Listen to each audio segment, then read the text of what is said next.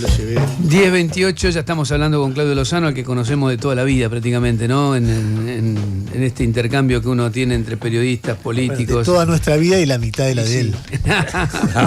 No se me hagan los pequeños. Sí, no se hagan los jóvenes. Claudio Lozano, le contamos a los que nos están escuchando y mirando por YouTube que es economista, fue director del Banco Nación, diputado nacional, presidente de Unidad Popular y coordinador del Instituto de Pensamiento y Políticas Públicas. No sé si me quedó algo, Claudio, por ahí. No, con eso alcanza. ¿Con eso alcanza? Sí, sí. Bueno, lo primero que te quiero preguntar es cómo estás viendo vos como economista y después de haber integrado el gobierno anterior, si bien en el Banco Nación, me sorprendiste recién diciendo que por fin lo conocía a Guzmán. ¿No lo conocías a Guzmán? No, personalmente no. Obviamente lo conozco, pero no lo conocía personalmente, lo cual es un indicador de uno de los grandes problemas que tuvo el Frente de Todos, que fue un acuerdo electoral que jamás se institucionalizó como una suerte de coalición política que discutiera entre sus diferentes corrientes e integrantes el rumbo que en todo caso se tomaba. E incluso en el caso de Guzmán, yo fui director del Banco Nación, estuve involucrado en algunos temas importantes, como puede haber sido el caso de Vicentín, y la verdad que nunca tuvimos ningún ámbito donde conversar estas cuestiones, ¿no?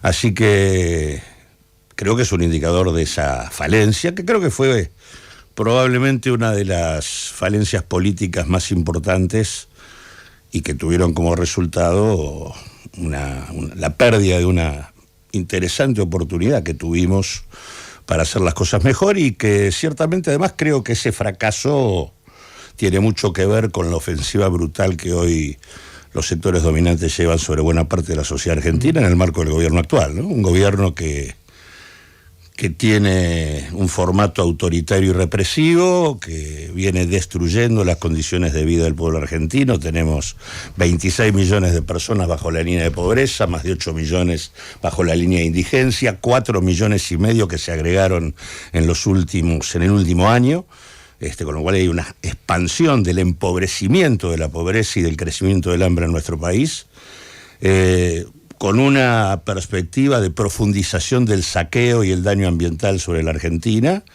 y con una idea esta que se presenta como anarco, que en la práctica, o la idea esta del topo que destruye al Estado, que por lo menos en nuestra perspectiva tiene un componente de disolución nacional importante, sobre una Argentina que viene ya en un proceso de fuerte balcanización, ¿no? En términos económicos y políticos, Milei no solo gobierna por las falencias del último gobierno, sino también por una balcanización importante. Hubo 20 elecciones provinciales previas a la elección nacional.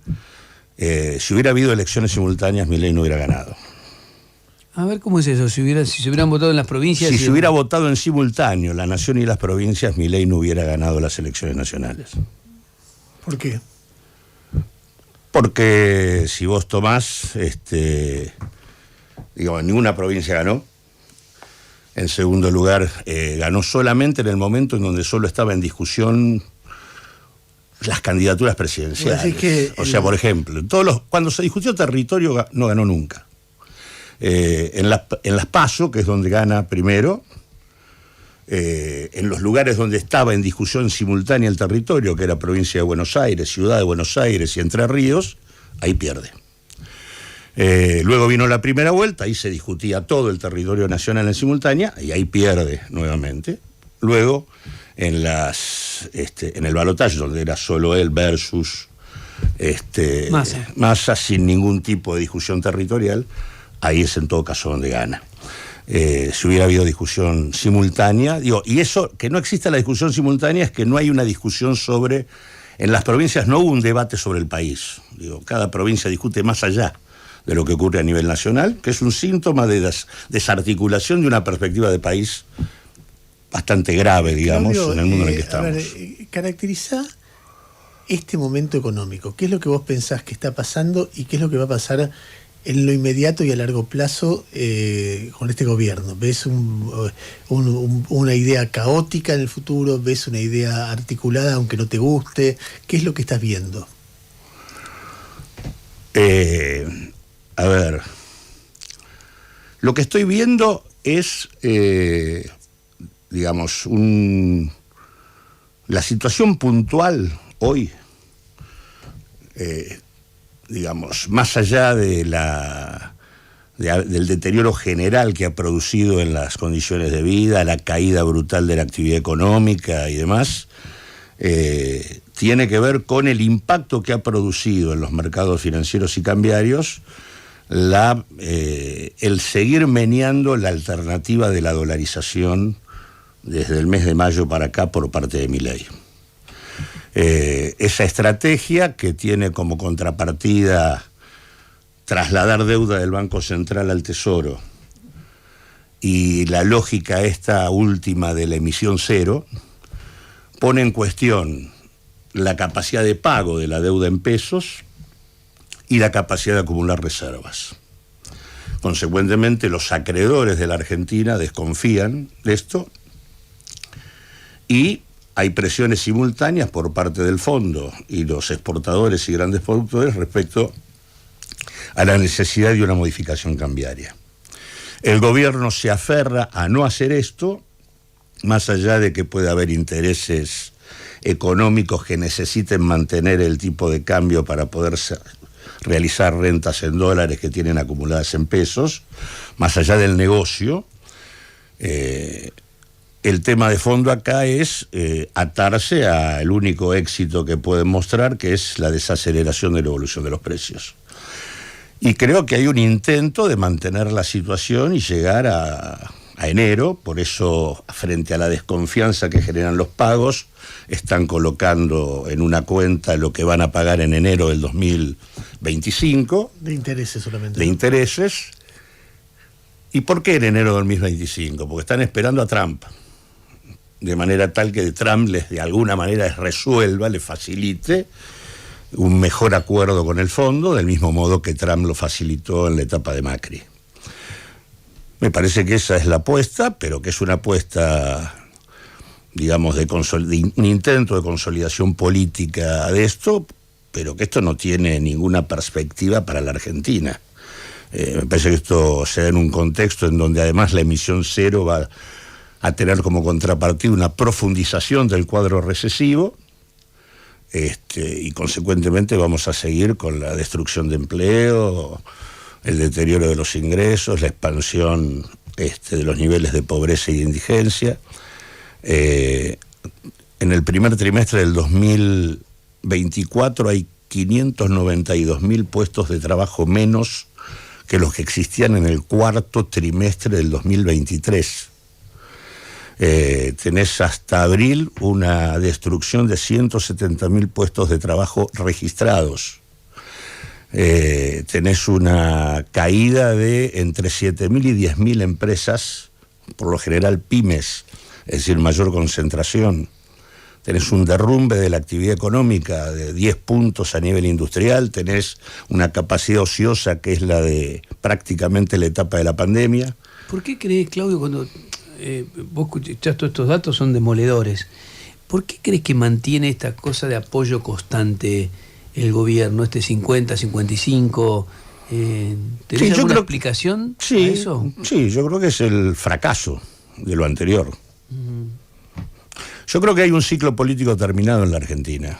¿Qué implica eso, ciclo político terminado? El ciclo político abierto en el 2001, que generó todo un espacio, una reformulación del sistema político, ¿no? O sea, el sistema político que se abre después de la crisis del 2001 es distinto al que teníamos en los 90. Se van conformando dos coaliciones muy concretas, una en torno al macrismo con la UCR y la coalición cívica, y otra en torno a la experiencia del justicialismo kirchnerista. Y lo que tenemos es el fracaso de ambas coaliciones en los últimos dos gobiernos, prácticamente una década permanente de deterioro de los ingresos y de la situación social de la Argentina. El gobierno del Frente de Todos, que asumió con el intento de mejorar las condiciones de vida, terminó entregando una situación peor que la que había recibido. Y en ese contexto creo que hay un rechazo respecto a lo ocurrido, en donde creo que lo que está muerto es un sistema político que se percibe como que no tuvo la capacidad de resolver nada, es más, que evidenció privilegios mientras la sociedad se derrumbaba, un cuestionamiento a un modo de gobernar y a una manera de hacer política absolutamente divorciada de integrar a la sociedad en un proyecto. Hace rato que en la Argentina se discute cuál es el mal menor. Y la discusión sobre el mal menor lo único que genera es la garantía del mal. Se discute el mal, no discutimos una perspectiva de país. Creo que esto es lo que hace que porque creo que crece el cuestionamiento a Milei, creo que Milei empieza a ser tocado por la crisis, pero creo que en realidad su principal activo es el pasado. Eso es lo que lo sostiene, no es la... No es la baja inflación. No, porque aparte la baja de inflación viene... No estamos en la etapa de la convertibilidad para que esto tenga los mismos impactos. La Argentina se desarmó mucho, ¿no? Tener un espécimen como Milei, con el grado de misoginia, terraplanismo cultural, negación del cambio climático, ideas paleolíticas prácticamente en todos los terrenos de la vida económica y social, es una evidencia de una sociedad que está rota, que está complicada, que está jodida.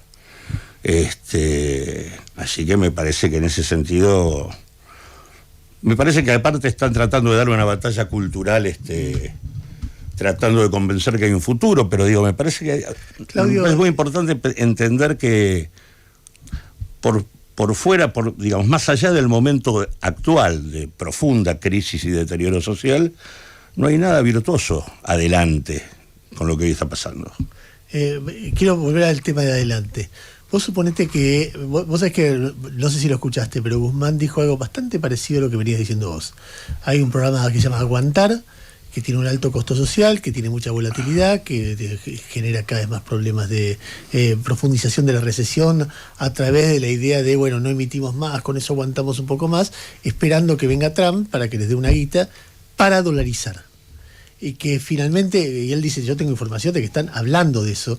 Mira, mientras estoy hablando, veo que C5N informa que las ventas cayeron 12,5% en junio. Entonces él me decía, termina con la dolarización esto. Lo están pensando, lo están hablando y termina así en enero, febrero. ¿Vos pensás que ese es el destino también? Yo creo que esto, para ubicarlo adecuadamente, es el primer gobierno que en el marco del sistema institucional recupera los contenidos fundacionales del golpe del 76. Y la dolarización es como una suerte de lápida que lo que pretende es que no haya un vuelta atrás, ¿no? Desarmar el conjunto de herramientas básicas de las que puede y debe disponer un Estado para pensar una estrategia de desarrollo. Y creo que la estrategia de la dolarización nunca se abandonó. Por lo menos yo estoy convencido de eso, por eso digo... Y creo que la dolarización tiene puntos de conflicto con las estrategias del fondo y tiene puntos de conflicto con el bloque de poder local,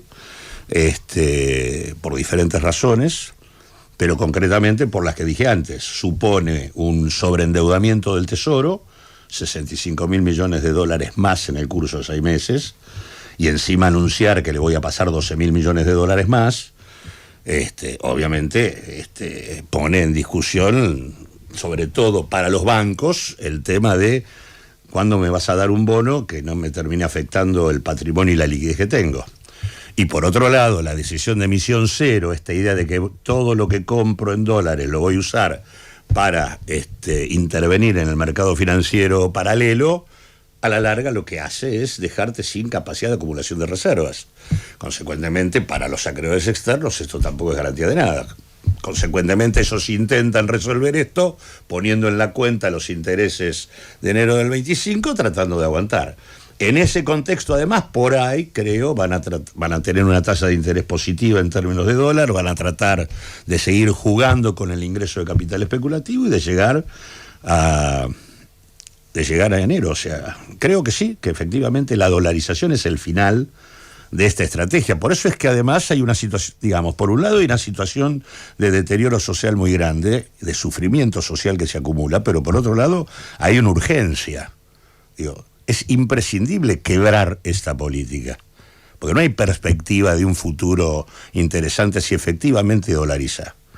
Esto hay que quebrarlo. Políticamente es una responsabilidad. Por eso es tan grave percibir el nivel de torpeza, de conservadurismo, de opacidad del sistema político institucional, en donde alguien que tiene 37 diputados y 7 senadores puede hacer o deshacer lo que se le cante, cuando tiene un decreto de necesidad y urgencia, que es una verdadera reforma constitucional de hecho y que no ha sido rechazada, y una corte que sigue mirando para el costado. Digo, esto es un disparate total.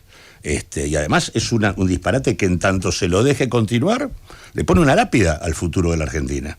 Así que en este sentido creo que es un tiempo de urgencias en términos de conformar un frente político que frene esto. Pero no hay nada del otro lado, no parece aparecer ni siquiera una discusión seria, ¿no? No, yo creo que hay discusiones serias que por ahí no tienen traducción pública. Nosotros venimos conversando con distintas fuerzas políticas y sociales en el intento de un armado diferente. Creo sí que hay que hacer una revisión crítica de lo actuado. O sea, a mí me parece que no es muy difícil que lo que yo esté diciendo coincida con lo que dijo Guzmán. Ahora, la verdad que yo tengo una visión crítica de los enfoques que él sostuvo para que después terminemos como terminamos. ¿Qué no hizo el gobierno anterior que podría haber hecho? Muchas cosas. El gobierno tuvo las mejores condiciones políticas, mundiales y sociales para discutir de otro modo la deuda. Se dejó pasar una situación de estafa monumental que merecía una investigación a nivel interno del proceso de endeudamiento y fuga y en términos de la relación con el fondo, un debate a fondo respecto a la violación permanente del estatuto que regula la relación entre el fondo y los países. Argentina debió haber discutido por qué el fondo puso lo que puso cuando existían todos los elementos para hacerlo. Y tenía la posibilidad de ir a la Asamblea de Naciones Unidas, tenía la posibilidad de la Corte Interamericana, tenía una serie de posibilidades que le hubieran permitido no hacer lo que se hizo, que fue pagar mientras se negociaba. Argentina dilapidó reservas pagando cuando no debía haber pagado. No tenía ni que haber declarado el default porque recibió en default. Ahora bueno, siempre existe el tabú de que no se puede discutir de otra manera con los factores de poder, y esta es la debacle del progresismo argentino y de parte de los progresismos latinoamericanos en algunas ocasiones, es esa. Asumir como tabú eso. Pero no solo eso, el otro tema de fondo acá es que en ningún caso hubo, y hoy tampoco, un programa popular antiinflacionario. Digo, es un disparate. No hubo ninguna política respecto al tema inflación. Se aceptó y se validó un acuerdo con el fondo que era un ajuste inflacionario. Digo, tampoco lo hay ahora, tampoco hay una estrategia antiinflacionaria ahora. Bueno, lo que hay es una estrategia recesiva que fíjate, obviamente desacelera los precios. Pero le funciona a Milei en la retórica que la inflación vaya a la baja. No, sí, pero bueno, está bien, pero no hay ningún secreto. Cuando tuvimos pandemia con la economía paralizada, el índice de precios al consumidor era del 36%. Digo, no hay ningún secreto en el tema de que si vos tenés la economía parada y los ingresos a la baja, vas a tener una desaceleración de los precios. Eso es una obviedad. No, pero me refiero a esto de y además, si tenés el tipo de cambio parado también, digo, entre eso más la recesión, digo, no hay... No, pero Claudio, ¿a qué me refiero? A que la inflación es un impuesto a la gente que tiene menos recursos, afecta a todos, pero los que tienen menos recursos más. Sí. ¿No? Por eso es que el gobierno anterior debió haber tomado... Guzmán es el caso típico de un ministro en donde el tema inflacionario no existió dentro de su discusión. Aún con todo tenía mucha menos inflación que lo que vino después. Sí, pero está bien. Nos fuimos con el 160% de inflación anual. El ajuste que implicó el acuerdo con el fondo fue un ajuste inflacionario. ¿Quién se le ocurre que en un contexto de una economía que volaba ya a más del 60% de inflación anual, vos tenías que tener una estrategia de devaluación, o sea, aumento del tipo de cambio, aumento de la tasa de interés y aumento de las tarifas? Te está poniendo nafta al fuego. Para discutir la inflación vos tenés que establecer un acuerdo de precios relativos y tenés que congelarlo. Tenés que romper la inercia inflacionaria. Ahora, digo, Hasta la convertibilidad jugó con eso, en una versión distinta de lo que sería un tipo de acuerdo de precios como el que tendría que armar un programa popular. Te hago una última pregunta de mi parte. Estos dilemas los enfrentan muchos países, son los dilemas básicos de cuánto los gobiernos defienden los intereses populares frente a intereses sectoriales que intentan defenderlos y quedarse con... En ningún país de la región, prácticamente ninguno, pasa lo que pasa en la Argentina. Está exterior de un deterioro muy fuerte y muy acentuado y cada vez peor. Hay países que logran estabilidad y no mejoran sus indicadores sociales. Pienso en Paraguay, una sociedad tremendamente injusta, o el Perú, que logran frenar la inflación, pero a lo largo de los años vos ves el descontento, la pobreza, el exilio de muchísima gente, etcétera, etcétera. Hay otros que con contradicciones tienen mejores y peores momentos. Pienso en Chile, que logran una estabilidad, pero a lo largo del tiempo bajan fuertemente la pobreza y después tienen conflicto porque eso no alcanza a satisfacer a mucha gente y van manejando ese conflicto, etcétera. Pero en ningún lugar ahí existe la inestabilidad permanente que existe en la Argentina y un deterioro tan fuerte de las variables sociales. ¿Por qué? ¿Cuál es lo que hay de fondo acá que hace, según tu punto de vista, que esto pase con tanta violencia? Creo que hay dos cosas. La primera, que todos los países que mencionás tienen un punto de arranque en la comparación muy distinto al de la Argentina. Mucho más bajo. Claro. O sea, mucho peor. Claro. Argentina era un país distinto en la región, con un nivel de integración y homogeneidad social hasta mediados de la década del 70 que no existían en el resto del continente, y con un desarrollo industrial que no existía. Entonces el punto de partida es totalmente diferente y la involución son 5 décadas de caída.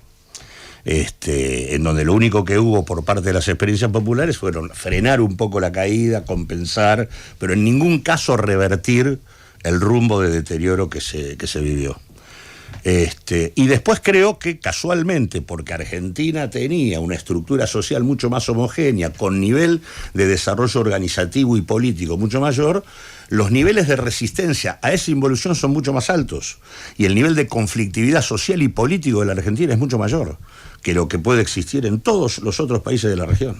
Entonces el conflicto social y político de la Argentina es mucho más alto.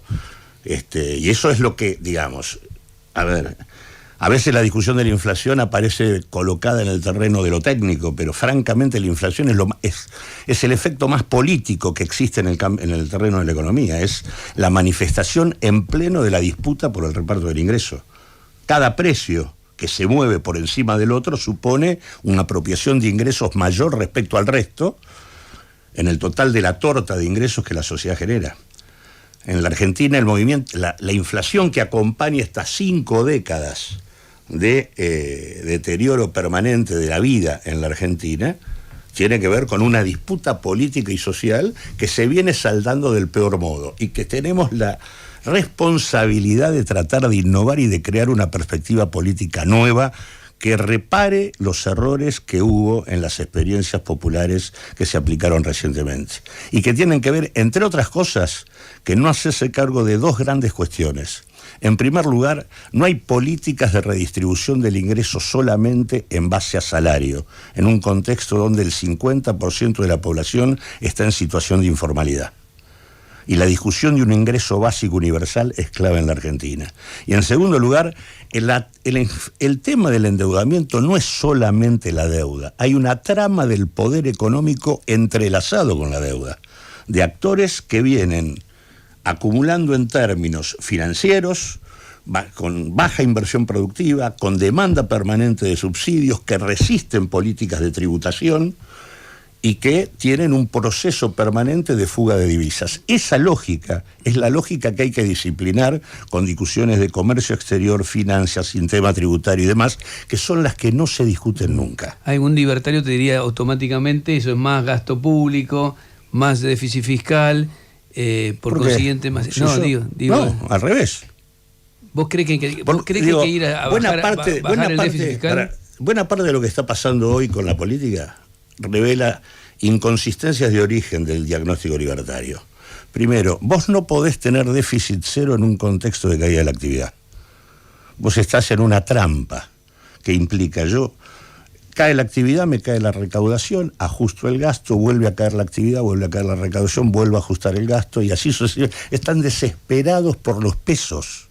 No tienen pesos para sostener, tienen que ajustar una y otra vez, cada vez más. Te transforma esto en una lógica de ajuste perpetuo. Por eso, digamos, el paquete fiscal aprobado, que es un disparate, le propone a los multimillonarios de la Argentina: gárpenme 5 años adelantado, yo, a la tasa mínima, les doy estabilidad e inmunidad para que nadie les cobre nada hasta el 2038, para ver cómo resuelvo la coyuntura. Y el otro punto es que si vos devaluás, como lo hizo, desregulando mercados concentrados, pasás de tener inflación en pesos a tener inflación en dólares. Porque los mercados concentrados remarcan por encima del tipo de cambio. Tenés retraso cambiario, que es lo que tienen ahora. No entiende nada de lo que habla de economía, Milei. Es una mentira total. Lo único que sí entiende es que quiere favorecer a las corporaciones. La tesis de la escuela austríaca, a diferencia del neoliberalismo más naif que teníamos cuando venían los macristas y nos contaban sobre el libre mercado, es que ellos creen en el mercado porque concentra. El progreso es la concentración. El progreso es la desigualdad. Claudio Lozano, economista, fue director del Banco Nación, está dirigiendo el Instituto de Pensamiento y Políticas Públicas y es presidente de Unidad Popular a nivel político. A veces cuando Claudio habla digo, si le dieran bola me daría miedo, y a veces pienso, si le dieran bola estaríamos un poco mejor. Había una pelea que... ¿En tu cabeza? Y finalmente termina siendo todo contrafáctico. ¿Por qué no le dan bola? Pero bueno, lo de que hecho, es fáctico es que buena parte de lo que no me dan bola tienen que ver con el fracaso de la Argentina. Sí, es cierto eso. Sí, pero hace años viene planteando las mismas cosas. Es cierto, y está muy bien escucharlo y está muy bien seguro que se forme parte del debate, por supuesto que sí. Gracias por venir, ¿eh? No, gracias a ustedes. Nos encontramos mañana con Ernesto. Chao. Pase lo que pase. Con Ernesto Tenenbaum y Reinaldo Sietecase. Lunes a viernes de 10 a 11. En Radio Con Vos.